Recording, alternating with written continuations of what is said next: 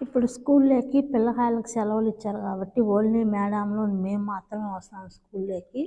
అందుకనేసి మేడంలు వచ్చేసి ఇలా బయట నుంచి ఫుడ్డు తెచ్చుకున్నారనమాట. మతాం అంటారు దీన్ని కోయట్లో.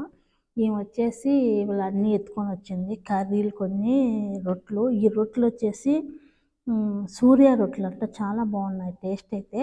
ఈ కర్రీలు వచ్చేసి ఉల్లగడ్డ, వంకాయ, కోడిగుడ్డు, పుట్టగోగులు, కాలీఫ్లవరు అన్నీ ఇలా అవిరొంత తెచ్చారనమాట.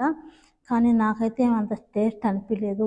వాళ్ళకి ఉప్పు కారం లాంటి బాగా తింటారు కాబట్టి వాళ్ళకి అవే నచ్చుతాయి కాబట్టి అవే తింటారు. మనం ఇంటికాడ పూరీలు, ఇడ్లీలు, దోశలు ఎలా టిఫిన్లు తింటామో వాళ్ళకి ఇవన్నమాట నిద్రలేసిన టాంచి.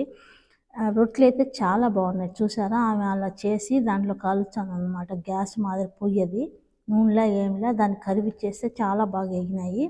నేనైతే కొంచెం తెచ్చుకున్నాను కానీ నాకైతే ఏం నచ్చలే. రొట్టెలు